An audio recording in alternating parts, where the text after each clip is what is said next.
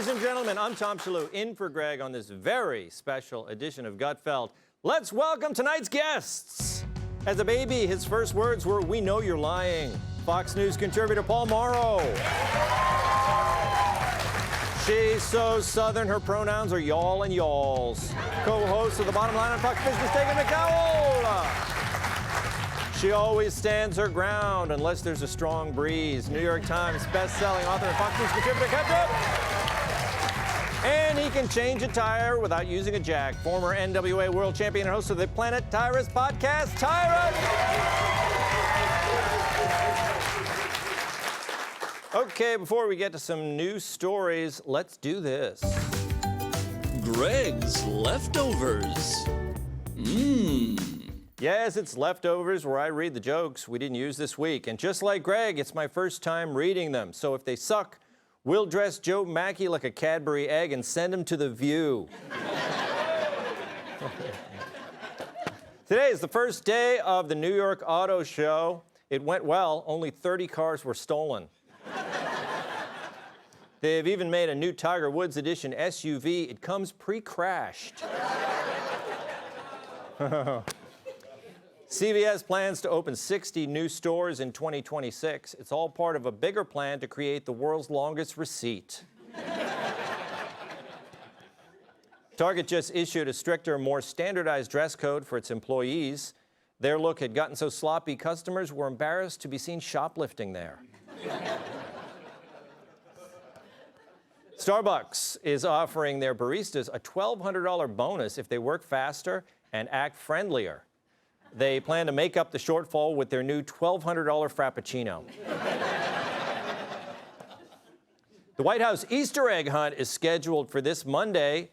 Unfortunately, RFK Jr. is not invited because last year he tried to mount the Easter Bunny on his truck.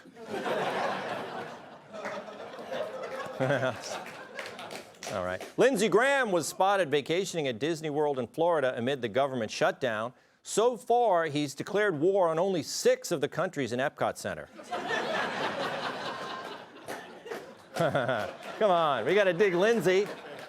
North Korea's recent election results are in. The winner with 99.93% of the vote, Kim Jong-un.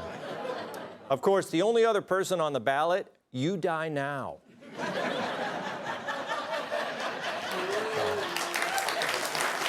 All right.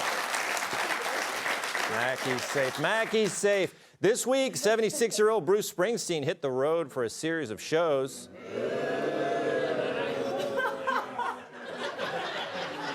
It's part of his nationwide Break a Hip tour. Meanwhile, President Trump posted that Bruce Springsteen is a dried-up prune. There we go. But that's not fair because people actually like prunes. NASA's Artemis II rocket just escaped Earth's gravitational pull and is on its way to the moon. Yeah. It would have made it there sooner, but they had a layover in Atlanta. Okay, let's go to the monologue. Well, it's about that time of year, and that time in a historic president's second term that Republicans become prone to frustration and infighting. But it's instructive to take a look at the other side. CNN recently polled voters on both sides of the aisle and asked them if they think Dem leaders in Congress have their priorities straight. I wonder, are the numbers atrociously awful? These numbers are just atrociously awful. A double A for the Democrats here. I mean, just take a look here. Congressional Dems have the right priorities. Look at this. Overall, 74%. Nearly 3 in 4 say no. Just 25% overall say yes. You might say, okay, well, at least Dems like Democrats. Not the case. Look at this. The majority of Democrats are independents who lean Democrats. Look at this. 55% say no, congressional Democrats do not have the right priorities. And then you just see a minority, 45% of Democrats say that congressional Democrats have the right priorities. Wow, I haven't seen numbers that low since Greg tried to sneak into Space Mountain. But yeah, now the Democrats don't even like Democrats. That's not a messaging problem. It's a full-blown identity crisis. But tell us more, Harry. Even if the Democratic voters don't like their leaders, does that, to you, just jump out of the screen? This, to me, just jumps out of the screen because it screams primary challenges all over the map, and it says that even if Democrats don't like Donald Trump, they don't like their own party either when it comes to Congress. And overall, I mean, my goodness gracious. My goodness gracious. Harry, watch your language.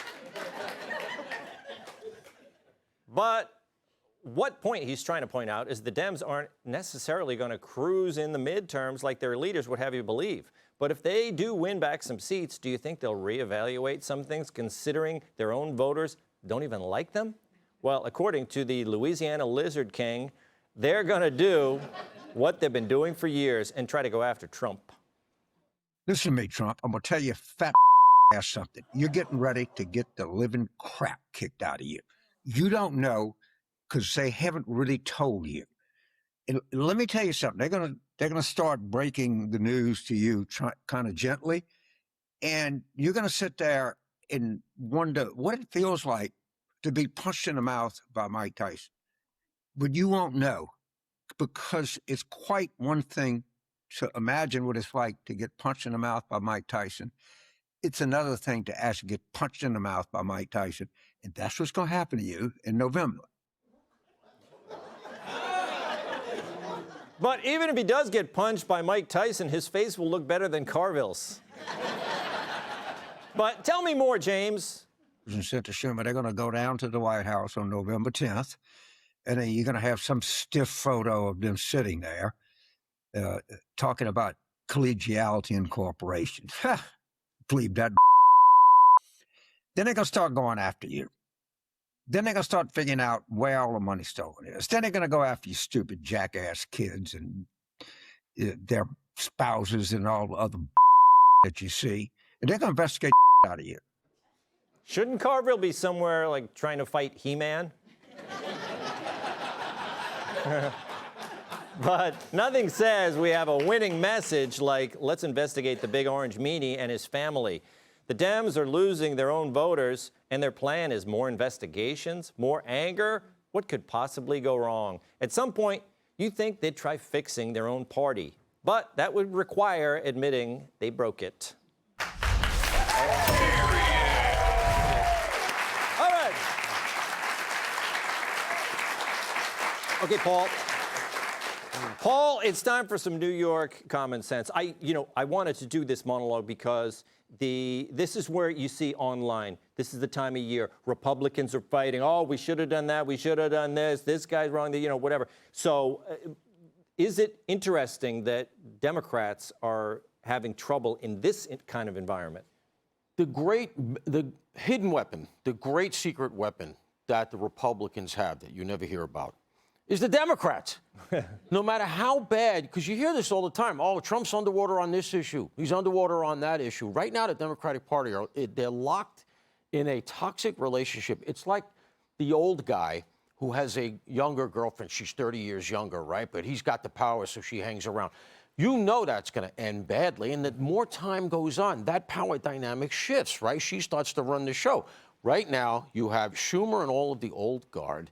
They are locked in this toxic relationship with the progressives. The thing that everybody misses when it comes to that kind of analysis that that guy just did on CNN is that the dissatisfaction is not with people who want more traditional Democrats, that they want to go back to the way the Democrats were, more moderate, et cetera, the Democratic Party that most of us grew up with. It's dissatisfaction with them being not progressive enough. That's where all the energy is, the ambition, the youth is. And so you have a guy like Schumer who's absolutely terrified of AOC, who's going to primary him and probably beat him, according to that same report. And that's the dynamic that's going on here. And who also doesn't get any of that is the Raging Cajun here, because he's a fossil. I mean, he's like a deliverance refugee, this guy.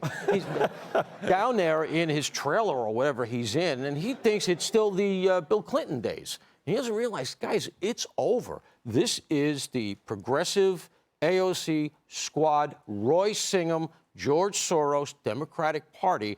They're coming for all of these guys. He didn't get the message. He thinks Trump's going to get his ass kicked. Even if they win a big sweep in November, it's not going to be the party he knows. That's the party he doesn't understand. Yes, Dagan. Yeah, Dagan, maybe you have some insight into Carville. Why is he so angry? I mean, he should be retired. He should be having a good time, right? No, has he ever had a good time? No. I've been in a green room with him, and he was ignoring his wife and, like, standing over there in the corner. Like, if Gator Lips wanted to help his party, he would pass on the wisdom that every country ass, every Southerner knows, that if you want to get anywhere in this life, you better hide your crazy. From a personal perspective, if you want to date, get laid, get married, that, again, hide your crazy. Every time my man disagrees with me, I want to burn up all his clothes, but I'm not going to let him know that.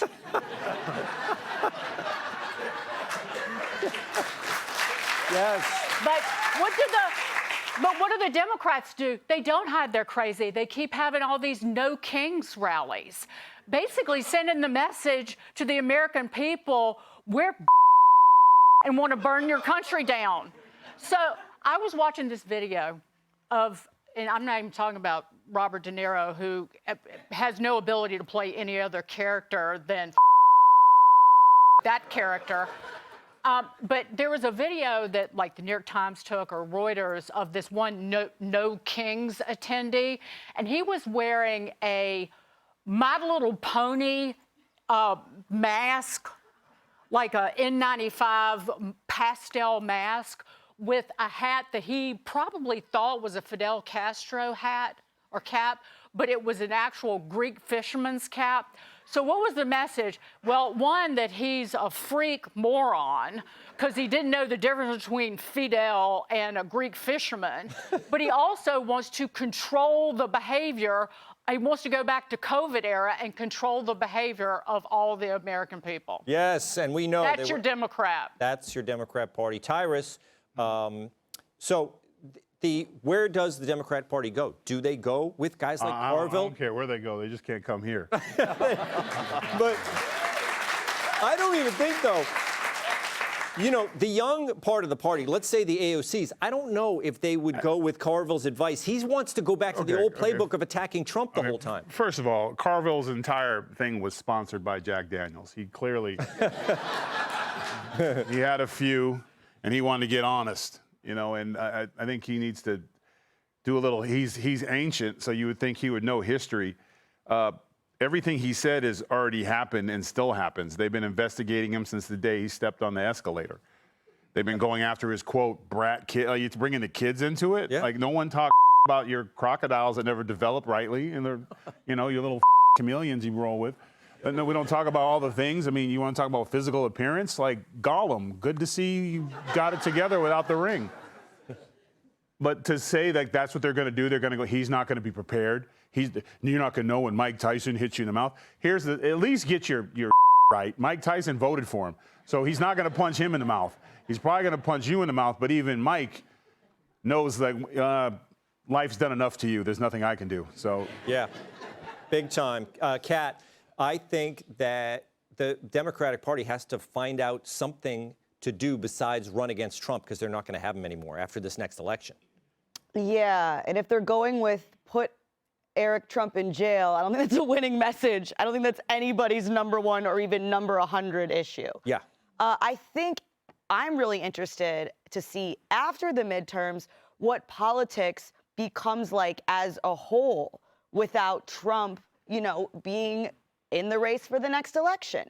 Because, like you said, it has been all about against Trump, against Trump, against Trump, which doesn't work when Trump isn't running anymore. He has been the nucleus by which all politics revolves around for more than 10 years now. Yeah. Every time anyone says anything about anything, it becomes somehow related to Trump.